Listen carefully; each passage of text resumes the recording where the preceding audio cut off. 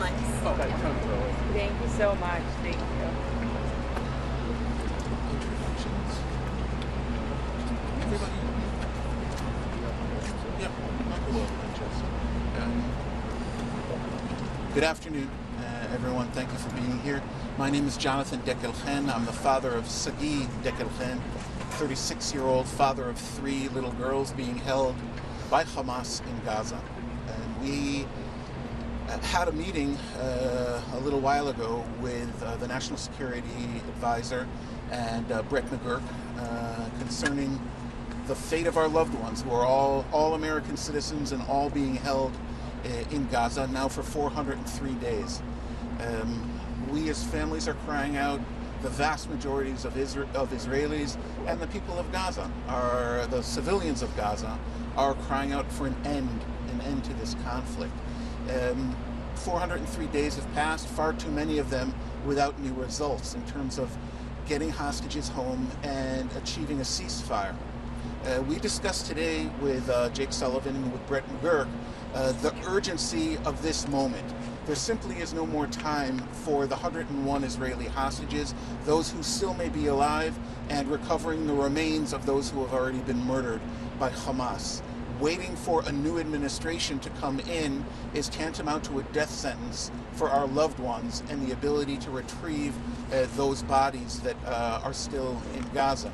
So we have implored today the Biden administration, and we'll be imploring the incoming Trump administration to seize this nonpartisan moment to work together with the greatest energy possible to bring the hostages home now and thereby be able to effect a ceasefire. Any other course of action is a detriment to the lives of the hostages and the well-being of the civilians of Gaza.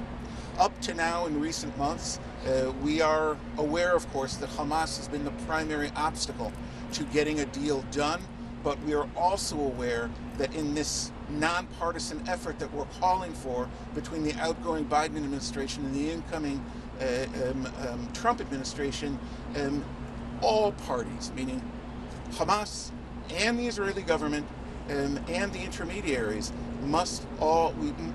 these administrations must apply maximum pressure. Waiting any longer dooms the lives of the hostages, the American citizens, and all the rest, and just risks more and more bloodshed in our part of the world. Thank you. We'll take some questions. Yeah, let's start with Haley. It's correct. Do you feel that the administration was receptive to your message today, and have you been able to share that with the incoming Trump administration at this point yet? So by all means, I'm Ronan Neutra, the father of Omer Neutra, a 23-year-old American New Yorker who celebrated his 2nd birthday in captivity just a couple of weeks ago. We definitely heard National Security Advisor team open to work hand in hand with the incoming administration. They were very receptive to that. We encourage that, and we think that if there will be a willingness on the other side, they can definitely achieve what we are looking as the most urgent goal right now, is to bring the 7 Americans, the 94 other hostages from many different countries and origins and religions. And we know that the conditions are terrible. We saw the 6 bodies that were recovered, that were murdered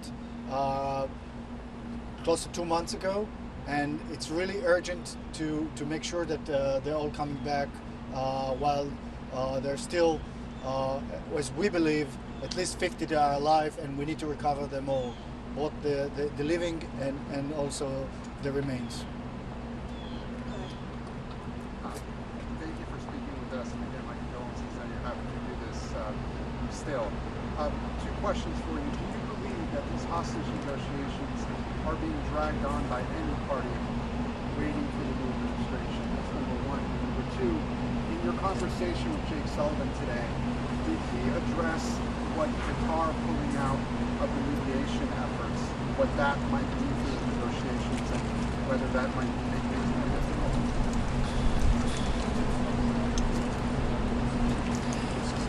So my name is Ruvi Chen. I'm the father of Itai Chen, 19-year-old IDF soldier, New Yorker. When it comes to the negotiation, I think that we are at the same stalemate where Hamas is not willing to do a partial deal, any type of partial deal, and the Israeli government is not willing to do what Hamas wants, which is a ceasefire and withdrawal of the IDF. We need to find a different way of looking at it, and we urge the administration to work together. As said before, I would urge Mr. Waltz, the new National Security Advisor, to accept a phone call from Mr. Jake Sullivan, come into the office tomorrow and think together what can be done. We understand that change is an opportunity. There's an opportunity now with the Hamas folks out of Qatar. They're now in Turkey. The United States has a very special relationship with Turkey. Turkey is a NATO ally.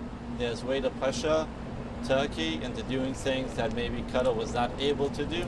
So we view this as an opportunity, and we pray for the love of God that by Christmas we'll have a miracle and we'll be able to have all of these hostages out, including the 7 U.S. citizens. Have anyone of you personally been in touch with the President-elect's team or his who he's nominated to be his national security advisor? Have you heard from them? Have you reached out? What have you heard from his team? We are making every effort to be in contact with them. We hope and believe that we will have the opportunity to meet with that team, specifically with whom we don't know yet, but we absolutely look forward to meeting with that team at the earliest possible moment. And again, no less important that that team, whether it's the incoming National Security Advisor, the incoming Secretary of State, be in contact immediately with their counterparts in the Biden administration to move now and not wait for the inauguration. For one more question. Thank you for doing this. Do you feel the Biden administration has been effective enough in doing enough to get your family members home? And also, do you see any pros or cons with the new administration?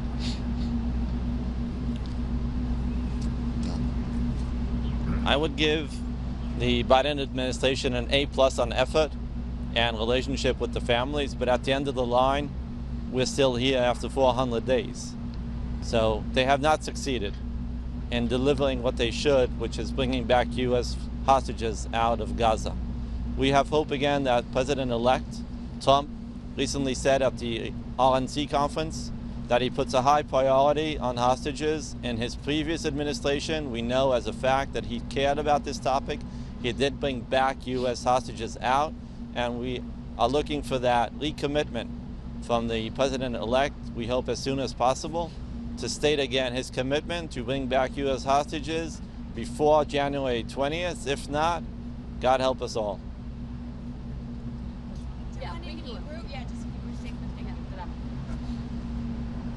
הסטייטמנט? השאלה פשוט שלכם בעברית שיהיה לנו. מה שאמרת אפילו בהתחלה, רק בעברית. כמה מילים. כן, כמה מילים. נשאל שאלה? כן, יש עכשיו תקופת מעבר בין הממשל הדמוקרטי לממשל הרפובליקני. אני מניחה שזה מדאיג אתכם, אני יכולה להגיד כמה מילים? מה שמדאיג אותנו זה שהיקירים שלנו הם חטופים כבר 403 ימים. אנחנו רוצים לראות את הימים האלה, השבועות האלה של המעבר בין הממשלים כהזדמנות שלא הייתה, בכדי שהאנרגיות של ממשל ביידן היוצא והאנרגיות של ממשל טראמפ שנכנס עכשיו יצטרפו יחדיו כדי להביא לסוף של הסיוט הזה.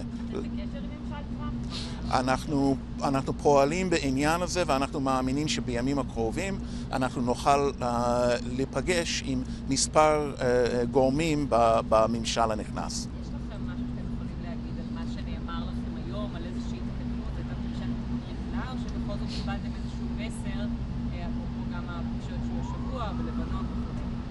המסר המרכזי שקשור לחטופים זה הנכונות של הממשל לעבוד יחד עם הממשל הנכנס כבר עכשיו במטרה להגיע להישגים עוד הרבה לפני שהם נכנסים לבית הלבן.